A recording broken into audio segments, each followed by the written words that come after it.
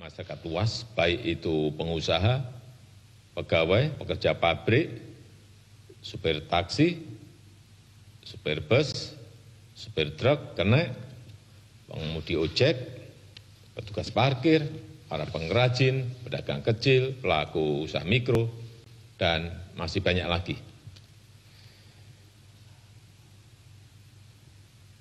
Oleh sebab itu, pemerintah ingin memberikan perhatian besar dan memberikan prioritas utama untuk menjaga pemenuhan kebutuhan pokok masyarakat dan meningkatkan daya beli masyarakat di lapisan bawah.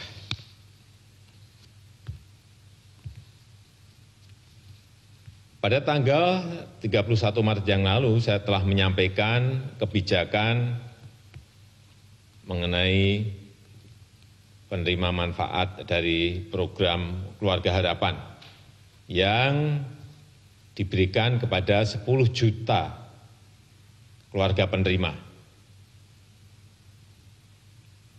Jumlahnya, total anggarannya adalah 37,4 triliun rupiah. Kemudian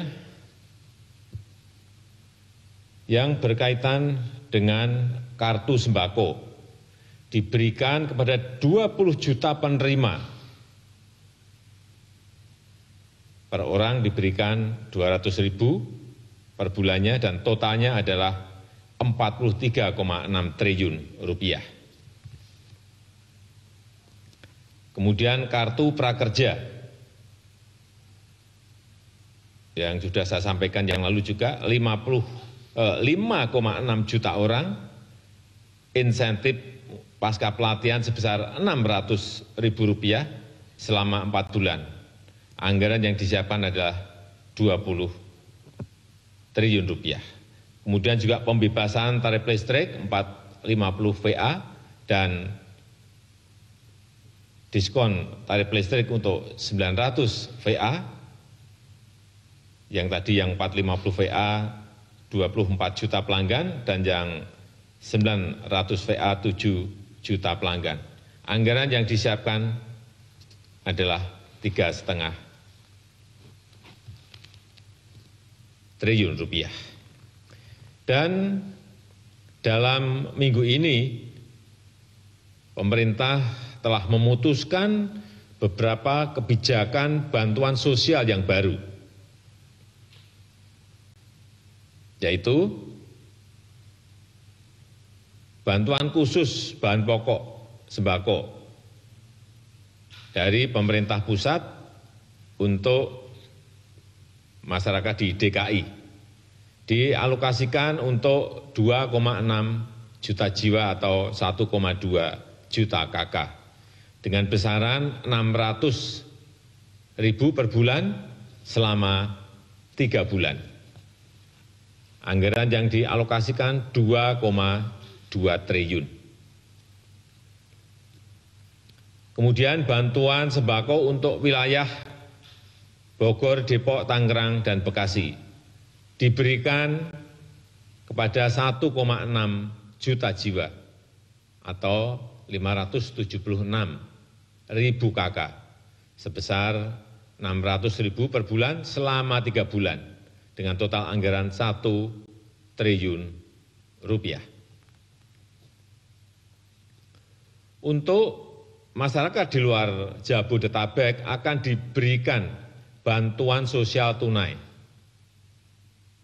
kepada 9 juta KK yang tidak menerima bansos PKH maupun bansos sembako. Sekali lagi, kepada 9 juta KK sebesar 600.000 per bulan selama 3 bulan dan total anggaran yang disiapkan adalah 16,2 triliun rupiah. Kemudian juga sebagian dana desa juga segera dialokasikan untuk bantuan sosial di desa. Diberikan kepada kurang lebih 10 juta keluarga penerima dengan besaran 600.000 per bulan selama 3 bulan dan total anggaran yang disiapkan adalah 21 triliun rupiah. Sejalan dengan hal tersebut juga kita akan memperkuat program padat karya tunai di kementerian-kementerian yang total anggarannya adalah 16,9 triliun rupiah. Ini nanti ada di Kementerian Desa dengan program padat karya tunai desa.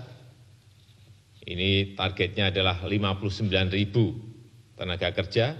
Kementerian PUPR dengan program padat karya tunai juga targetnya 530.000 tenaga kerja dengan total nilai kurang lebih 10,2 triliun rupiah.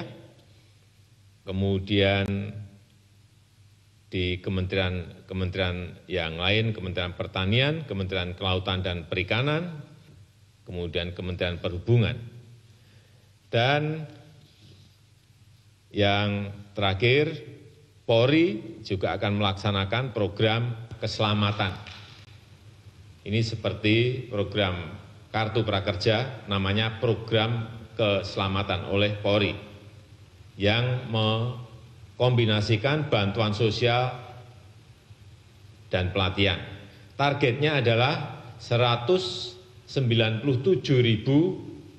pengemudi taksi, sopir bus atau truk, dan kernet akan diberikan insentif 600.000 per bulan selama 3 bulan. Anggaran yang disiapkan di sini adalah sebesar 360 miliar. Bapak, Ibu, dan saudara-saudara yang saya hormati,